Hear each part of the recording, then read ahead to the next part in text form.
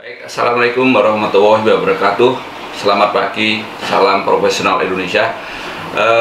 Kali ini saya ingin menggelar sebuah conference atau webinar yang berkaitan dengan pelayanan publik. Pelayanan publik ini luar biasa, disorotin semua banyak pihak, dan tentunya saya yakin semua organisasi, khususnya ASN, di mana pemerintahan ini sudah mulai melakukan perubahan-perubahan dalam pelayanan publik. Namun untuk memberikan masukan kepada teman-teman yang kebetulan memiliki kewenangan dalam melakukan organisasi, melakukan kepemimpinan dalam perubahan-perubahan di organisasinya, kami hadirkan beberapa narasumber dalam seminar kali ini. Pertama, akan saya undang salah satu narasumber yang saya kira memahami betul tentang bagaimana sebuah pelayanan itu harus dilakukan, yaitu Bapak Indra Kajusi. Beliau adalah seorang direktur dari Service Quality Indonesia, yaitu lembaga pengembangan kualitas service yang terbaik di Indonesia menurut saya.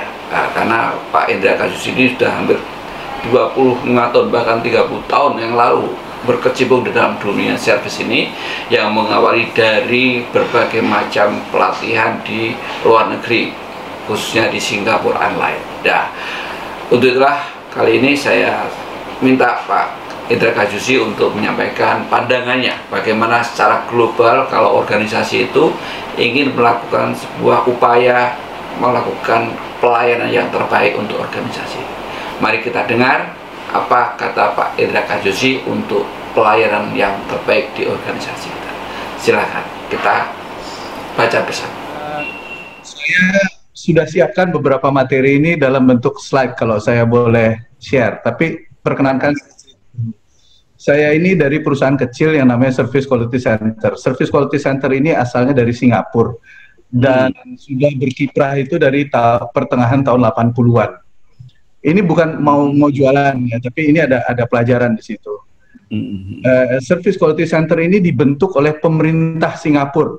Jadi pada tahun 80-an, negara itu baru hampir 20 tahun merdeka, itu sudah mulai memikirkan keunggulan layanannya di tingkat dunia. Jadi bukan sekedar, jadi pemahaman mereka mengenai layanan itu bukan sekedar ramah, senyum, dan sopan. Nanti kita akan bahas itu.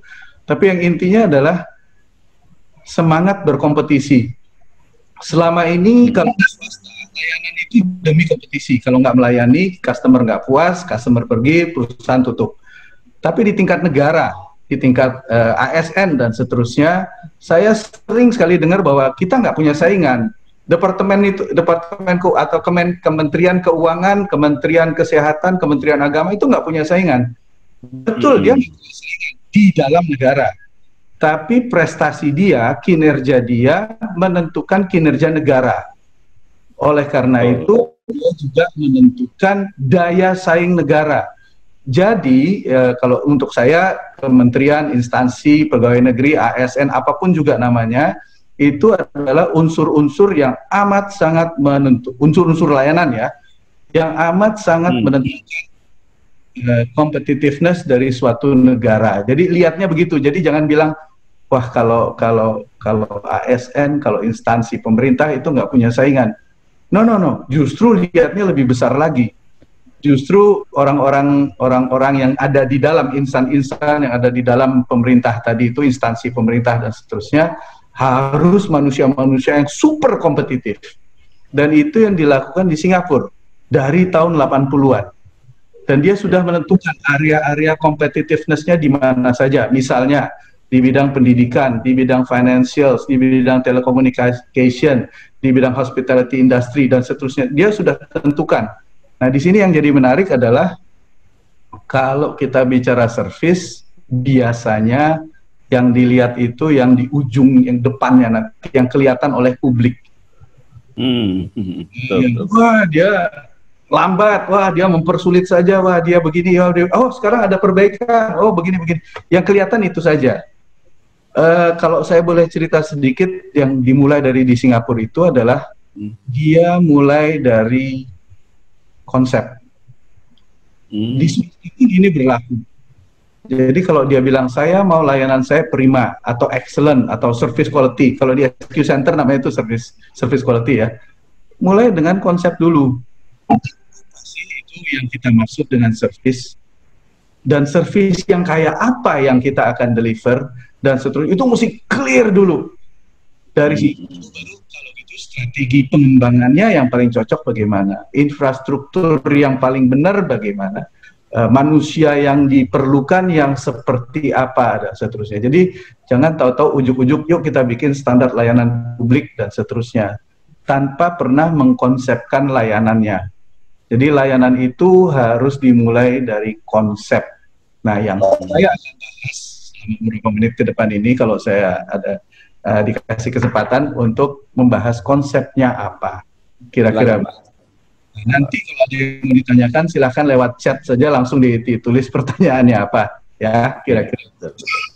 Boleh saya share screen Pak Gus? Silakan Pak. Enggak Pak. Bentar ya.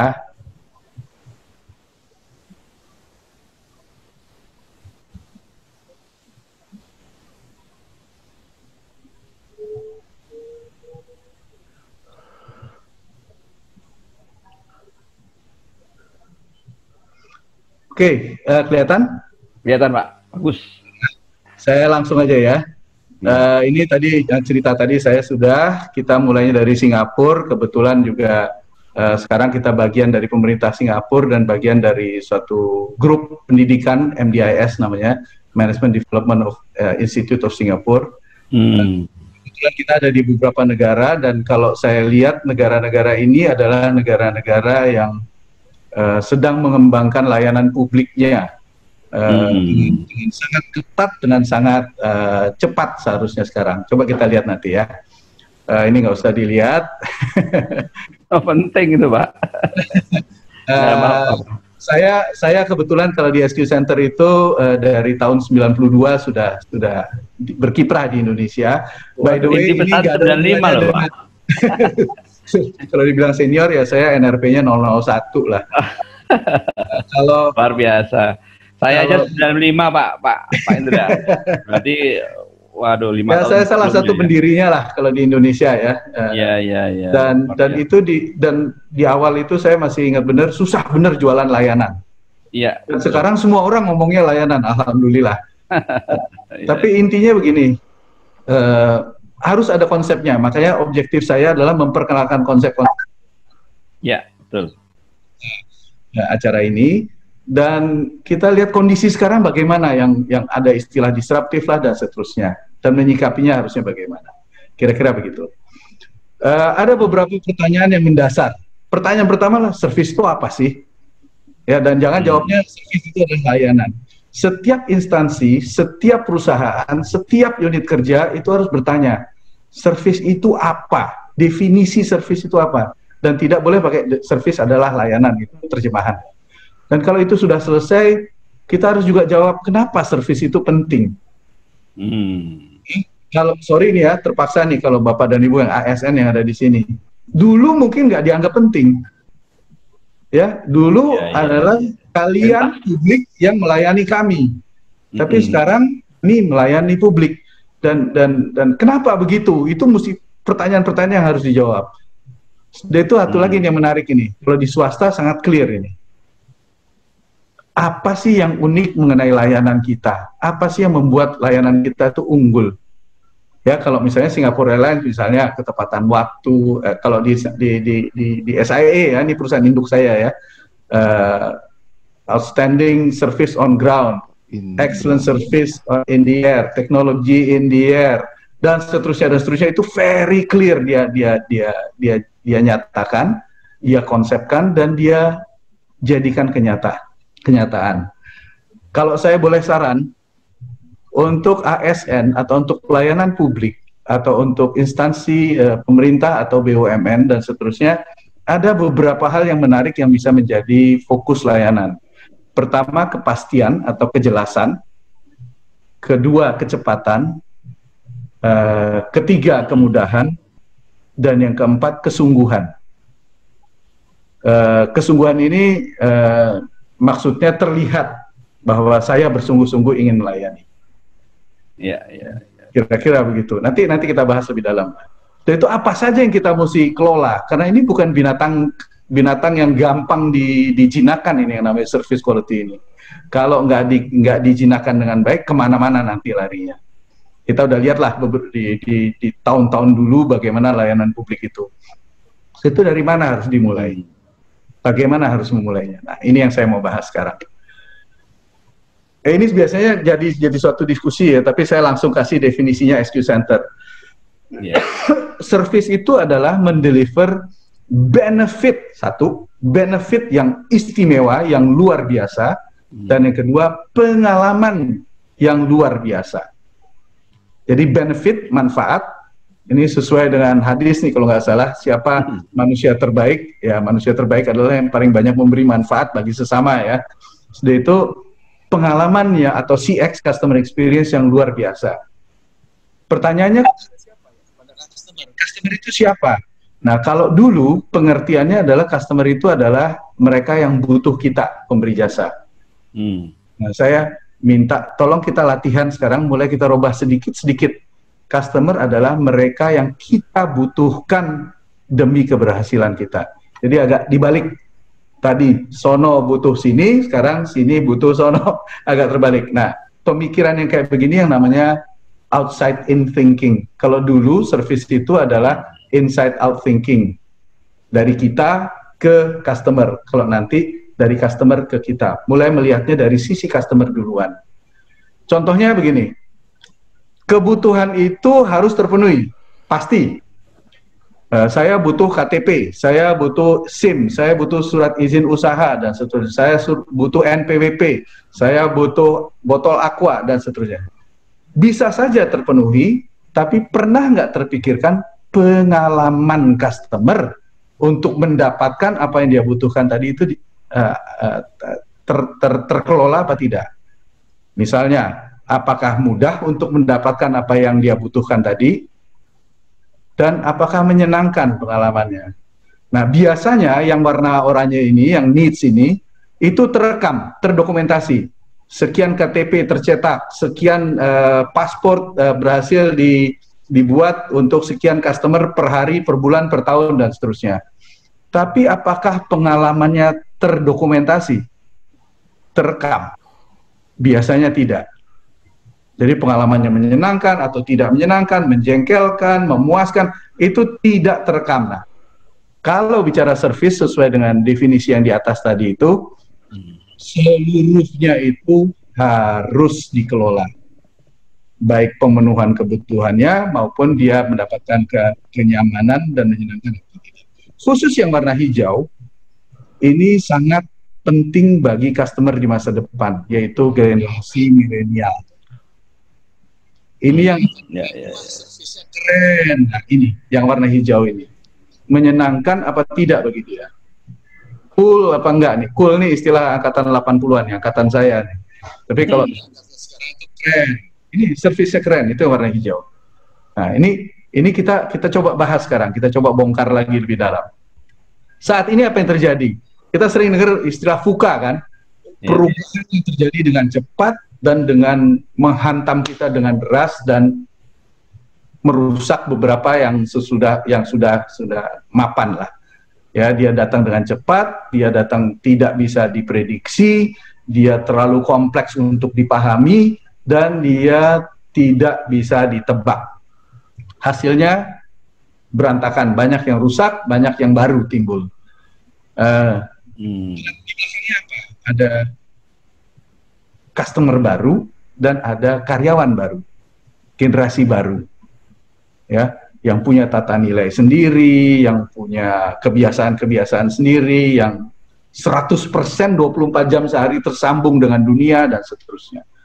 Saya mau kasih contoh saja perbedaannya ini ya. Ini karena di peserta ini mungkin ada yang seangkatan saya, angkatan 70-80 ya.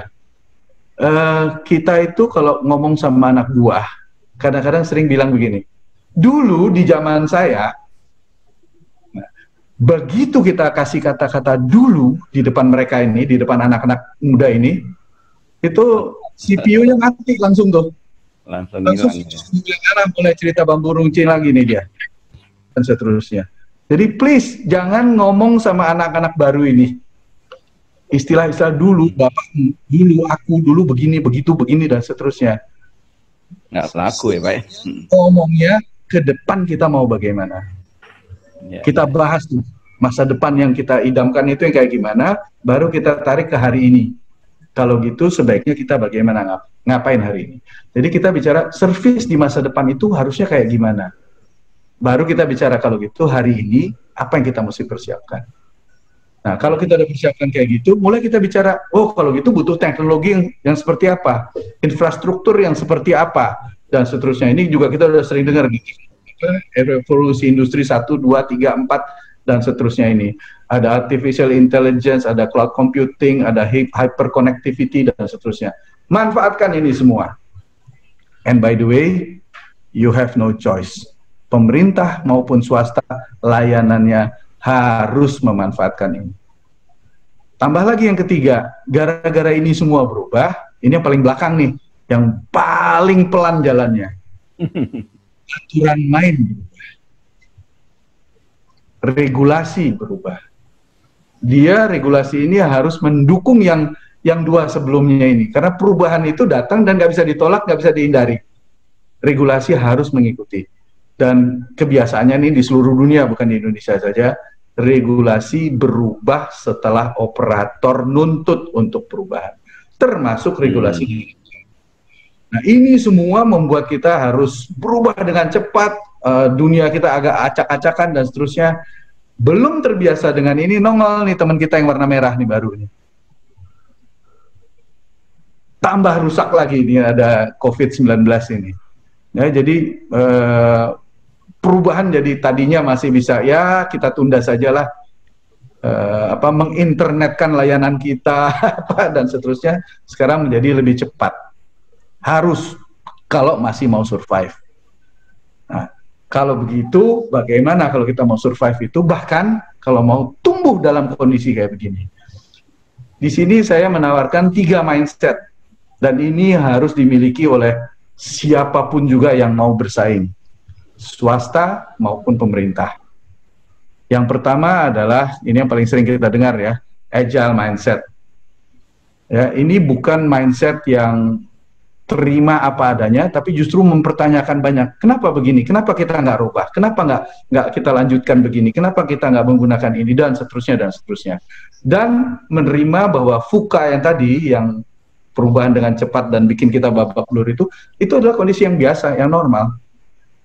Kalau dulu perubahan masih bisa ditunda, ya zaman sekarang normal yang baru adalah perubahan harus kita yang menginisiasikan. Mindset yang kedua adalah growth, saya sebutnya istilahnya growth mindset, yaitu mindset yang terus-terusan belajar. Tadi di awal saya sudah ngobrol sama Pak Kus ini, belajar yang tiada henti. Di zaman VUCA ini, kalau nggak belajar, tamat. Tepatnya belajar hal-hal yang baru, yang belum pernah kita pelajari, yang selama ini mungkin kita bilang, waduh susah. Justru itu yang kita mesti pelajari. Dan mindset yang ketiga itu mindset inovatif. Nah, ini di bahasa Indonesia ini sialnya, seringnya inovasi dan inovatif dan kreatif itu sering ketukar-tukar. Saya mau jelaskan sedikit bedanya apa.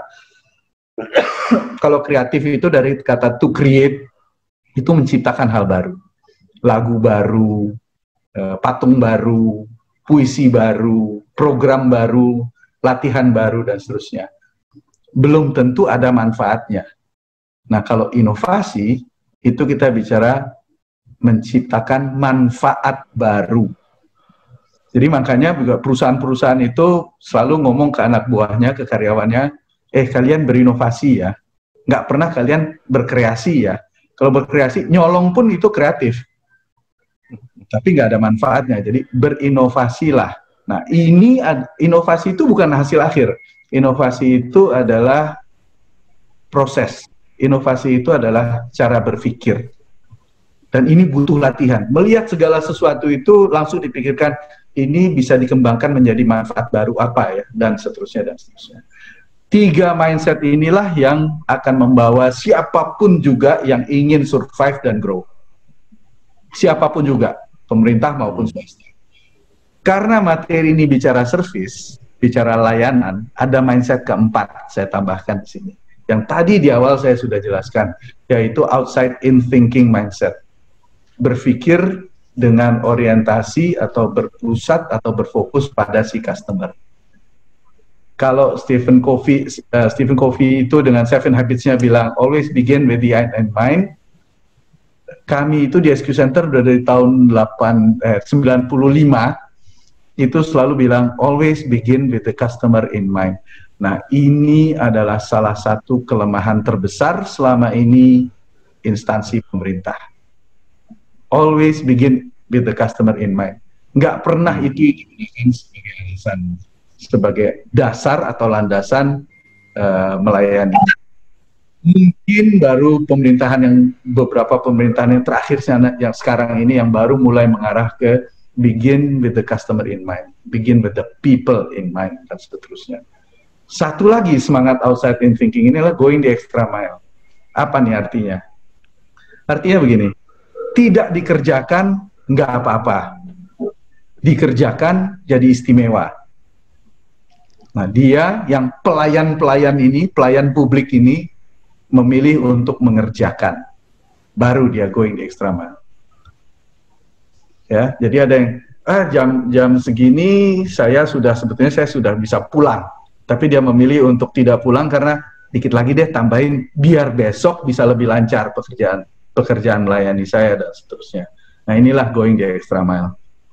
4 mindset ini untuk saya wajib dimiliki oleh seorang pelayan. Ya, pelayan dalam arti seluas-luasnya, termasuk di dalamnya pelayan publik. Kenapa begitu? Karena dari mindset perorangan menjadi habits perorangan dan banyak orang, lama-lama dia berubah menjadi culture, di mana seluruh insan yang ada di dalam institusi atau organisasi itu memiliki mindset dan terlihat dalam bentuk habits yang sama dalam melayani, yaitu layanan yang prima. Omong-omong soal culture, saya mulai saja dengan corporate culture lah. Corporate culture ini banyak. Ya, nanti kalau nggak salah satu pembicara ini ahlinya di bidang itu. Nanti biar beliau lah yang melanjutkan. Saya akan fokus ke 3 culture yang membuat kita menjadi lebih kompetitif dan selalu tumbuh. Yang pertama, culture of excellence. Ya, budaya keprimaan. Ini culture di mana semuanya memiliki passion yang kuat untuk menghasilkan keprimaan. Keprimaan itu sangat dihargai dan seluruhnya berkembang berdasarkan merit based, berdasarkan kinerja layanan, kinerja apapun juga yang prima. Budaya yang kedua adalah culture of learning and development. Ya, disinilah yang menjadi tulang punggung berkembangnya kita, karena belajar dari kiri, dari kanan, dari depan, dari belakang, dari negeri Cina, dan seterusnya, dari manapun juga kita belajar. Menikmati belajarnya tadi itu. Berikutnya ada culture yang ketiga, yang menurut saya tiga-tiganya ini adalah mendukung competitiveness kita, culture of innovation. Nah, di sini saya ada tambahkan itu, innovationnya kemana itu? Ya, ada less more better kalau Bapak dan Ibu baca. Less-nya less apa? Layanan itu harus less painful. Jangan sampai melayani justru malah menyakiti si customer. Contohnya misalnya, Pak Kus bawa materai, nah, pas mau ditandatangani Pak Kus bawa materai, dia bilang, loh kok kenapa nggak ngomong dari dulu? Sudah pain itu. Ya, hal-hal seperti itu hal kecil itu, tapi sudah menjadi less painful. Satu lagi, more pleasant, more convenient yang tadi saya bilang, lebih nyaman, lebih menyenangkan, and better value. Dari segi fulusnya juga lebih hemat dan seterusnya.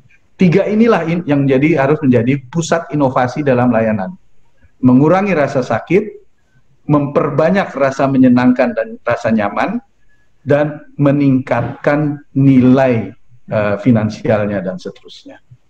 Inilah yang harus menjadi fokus dari suatu corporate culture yang terdiri dari culture of excellence, culture of learning, dan culture of innovation.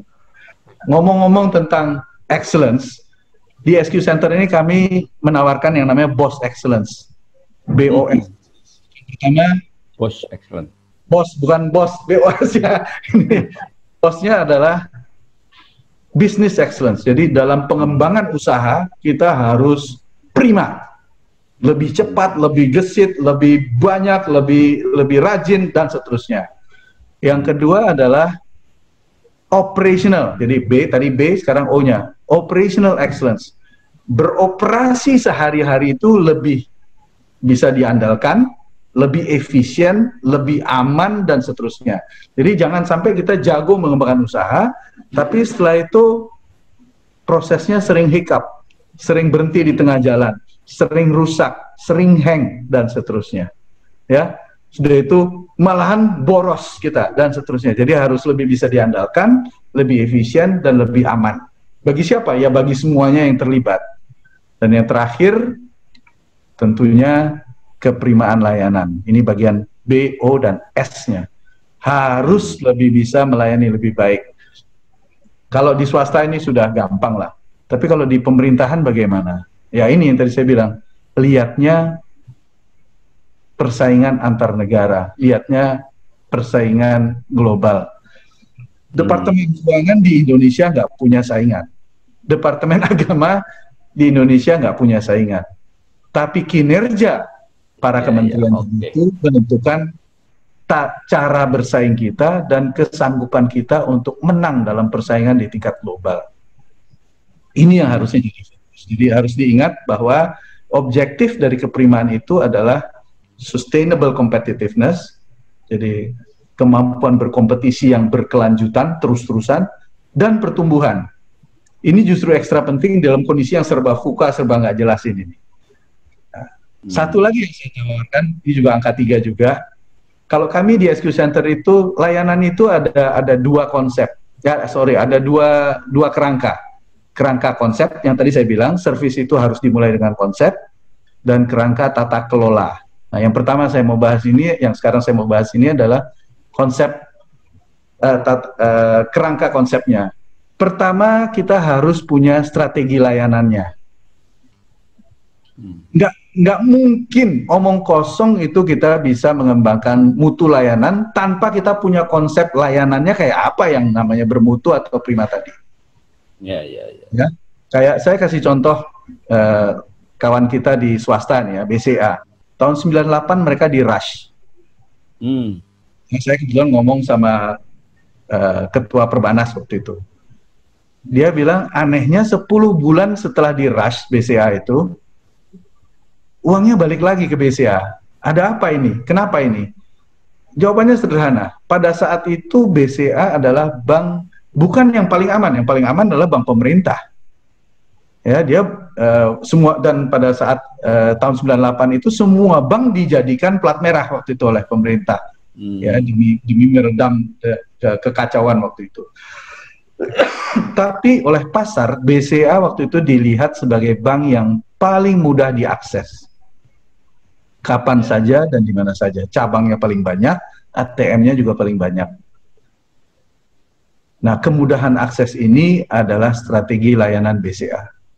Mohon maaf, pada saat itu memang fokusnya tidak pada keramahan petugasnya. Yang penting kamu cepat, yang penting bisa diakses, yang penting lancar, dan seterusnya. Itulah strategi layanan. Ada beberapa istilah yang bisa dipakai, Strategic Service Intent atau SSI. Ini Singapore Airlines dan kami yang menggunakan istilah ini. Ada yang menggunakan service DNA, ada yang menggunakan service focus.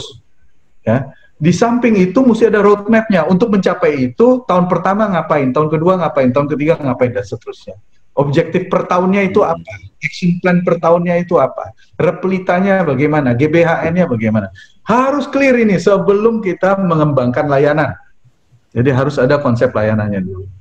Bagian kedua, ya kalau mau jalanin itu mesti ada sistem dan infrastruktur pendukungnya, teknologinya, dan seterusnya, dan seterusnya. Nah, khusus untuk butir 2 dari nomor 2, digitalize everything, ini ini pandangan pribadi ya. Dugaan saya service atau layanan publik ke depannya itu wajib mendigitalkan semua aspeknya dia.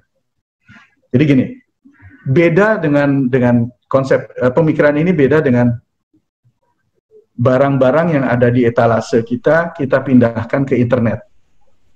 Itu bukan mendigitalkan everything. Tapi dengan adanya digital, apa benefit baru yang kita bisa jalankan yang jauh lebih baik dari sebelumnya. Untuk itu ada dua hal. Yang pertama, digital benefit-nya harus clear.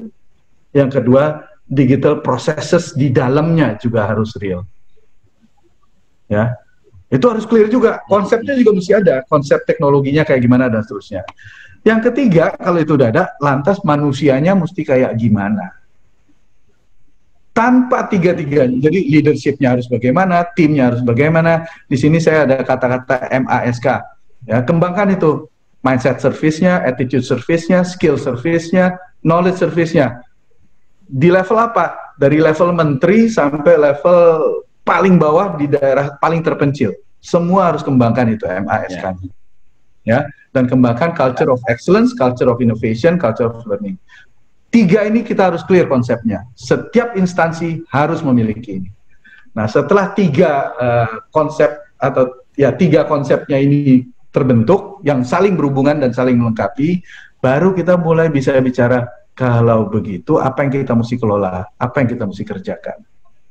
Ini saya ambilnya suatu bangunan Yunani lah. Kalau saya tanya nih, kalau kita mau bikin gedung bangunan, kita mulai dari yang mana dulu? Kalau kita mau gedung itu kokoh ya, dari jendelanya dulu, pintunya dulu, atapnya, tiangnya atau apanya? Fondasinya. Pastilah kita mulai dari fondasinya. Sekarang kalau kita bicara service quality yang kita mau jadikan culture tadi, service quality yang prima tadi, apa yang harusnya jadi fondasi? Ini pertanyaan yang mesti semua instansi jawab, semua institusi jawab, semua perusahaan jawab. Tanpa fondasi ini bangunan layanannya akan segera runtuh. Dan jawabannya agak aneh. Jawabannya adalah ini hasil survei menunjukkan leadership. Apakah para pemimpin instansi, pemimpin institusi, pemimpin perusahaan, bahkan pemimpin negara sudah mendefinisikan dengan jelas, ini loh layanan kita, ini yang saya mau, ini yang harus bisa kita berikan kepada publik dan seterusnya dan seterusnya. Setelah dia jabarkan itu, dia pecut seluruh anggota instansi di bawah dia, di belakang dia, di sekitar dia untuk menuju ke sana. Dan apakah mereka terlibat? Nah, saya mohon maaf dengan berat hati bilang ini, ketemu banyak sekali pemimpin-pemimpin di tingkat kementerian, di tingkat swasta dan seterusnya yang sering masih melihat service itu adalah sekedar ramah, senyum dan sopan.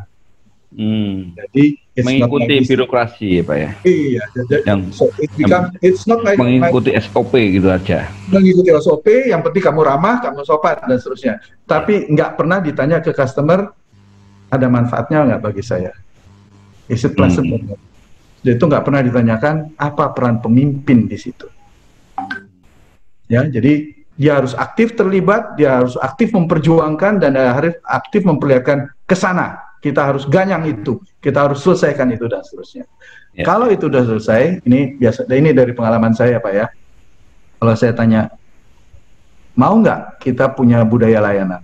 Semua jawabnya mau. Terus saya tanya, tahun pertama mau ngapain? Tahun kedua mau ngapain? Tahun kelima hasilnya apa yang Anda harapkan? Biasanya agak sunyi ruangannya itu kalau udah kayak gitu. Nah, makanya saya bilang leadership harus kuat tadi. Dan harus terlibat dalam pengembangan long term plan, GBHN dan Repelita pengembangan budaya layanan prima harus ada di setiap instansi. Kalau enggak hanya berharap saja dan hanya mimpi basah saja itu. Ya harus ada. Disinilah konsep yang tadi saya bilang, konsep layanan itu harus menjadi jelas. Nah kalau ini sudah ada, baru kita bicara kampanye internal di dalam instansi terkait, di dalam perusahaan terkait. Ya, kalau kita ingat ini angkatan saya lagi nih ya. Dulu masih ingat nggak ada Klompen Capir? Iya. Ya. Itu dari bangun tidur sampai tutup mata lagi malam-malam mau tidur denger Pancasila tiap hari, ada P4, ada P7, ada penataran, ada ini, ada itu kan. Iya.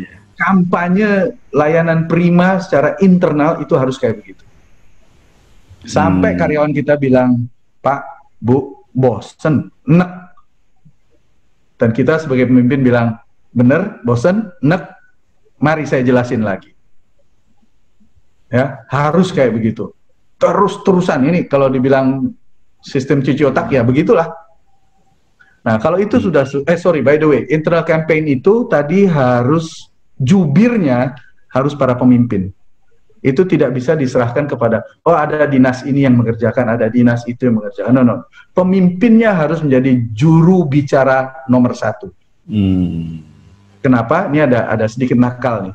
Kalau si pemimpinnya sebagai jubir tadi bilang, kita harus bekerja dengan cepat. Nah, terpaksa dia harus bekerja dengan cepat. Ya anak buahnya ngelihat, nah kamu kemarin ngambil keputusan aja 6 bulan. Padahal dalam 2 hari juga bisa selesai. Dan seterusnya, dan seterusnya. Jadi dia terikat sendiri dengan kata-katanya. Iya, mohon dipercepat Pak Indra. Oke, boleh. Ini tinggal 2 lagi kok. Ya, satu lagi pengembangan SDM-nya yang tadi. Ya, ini harus terus-terusan dan harus dari atas sampai paling bawah.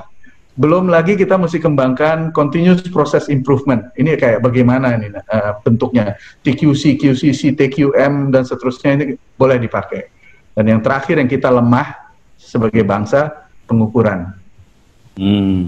Ukur dampaknya pada customer, kepuasan customer kita, yaitu publik, dan ukur compliance terhadap standar tadi. Nah, ini semua harus jadi ada action plan-nya di dalam. Kalau ini sudah jalan, tinggal satu saja key success factor-nya. Saya mau kasih teka-teki ini. 1 tambah 2 berapa ini? Biasanya? Biasanya 3. Biasanya 3. Nah, 3 itu adalah yang BOS tadi. Oke. Business excellence, operation excellence, dan service excellence. Yang 2-nya apa? Effective program, yaitu long term plan, internal campaign, people development, dan proses atau system improvement. Ini kita lihat yang di balok-balok tadi itu ya. Berikutnya ada effective tracking, ada measurement. Kalau bisa hasil pengukuran itu langsung nyampe ke dompet nih. Ya, kalau di swasta ini jalan nendang banget nih. Saya nggak tahu kalau di pemerintahan, di instansi saya nggak tahu bagaimana. Setelah itu compliance dan impact harus diukur. Tebak, 2 ini nggak akan pernah jadi 3. Nah, yang satunya ini apa? Ini yang jadi bumbu utama dari budaya layanan prima di tempat kita. Nah, survei menunjukkan adalah effective leaders. Ya, clear quality, service quality, visinya mau kayak gimana? Visi layanannya itu kayak gimana? Kedua, arahnya untuk mencapai itu bagaimana. Yang ketiga, dia juga clear, terlibat, dia mendorong dan seterusnya. Saya kenal ada satu bekas bos BUMN yang kalau saya bilang ini orang komitmennya untuk budaya layanan dan seterusnya luar biasa kuat. Saya nggak tahu sekarang beliau sudah pensiun ya. Namanya Pak Agus Marto di Bank Mandiri begitu. Dialah yang drive dan mensupport ini strong drive itu.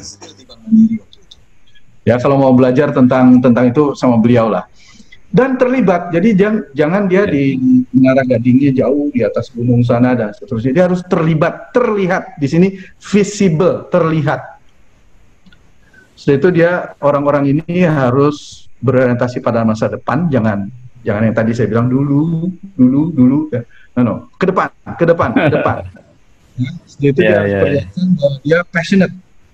Itu matanya berapi-api, rambutnya kalau masih punya rambut itu rambutnya berdiri semua kalau bicara service dan seterusnya. Ya, saya mau ngingetin aja bahwa mutu prima atau keprimaan itu harus dimulai dari atas. It is always top down driven. Ya, jadi key success faktornya apa? Key success faktornya sederhana, leadership. Nah, terakhir, sudah habis materi saya, cuma ada 3 tips. Ada 3 tips terakhir Pak ya. Ini new normal of service quality lah saya bilang. Yang pertama adalah coba deliver full digital benefit. Seluruhnya digitalkan. Jadi jangan mikir gini, ini layanan kami, mana yang bisa digitalkan? Bukan, tapi seluruhnya digitalkan, baru pikirkan, waduh kayaknya yang ini jangan dulu karena kita belum bisa yang ini. Jadi usahakan digitalkan dulu, baru cari yang tidak bisa. Rather than lihat semuanya, pilih yang bisa. Ya. Dan virtually enabled, jadi di dalamnya pun juga harus digital. Yang kedua, berinovasilah dengan cepat dan terus-menerus. Dan yang ketiga, kembangkan budaya prima inovasi. Kira-kira begitu, Pak Kus.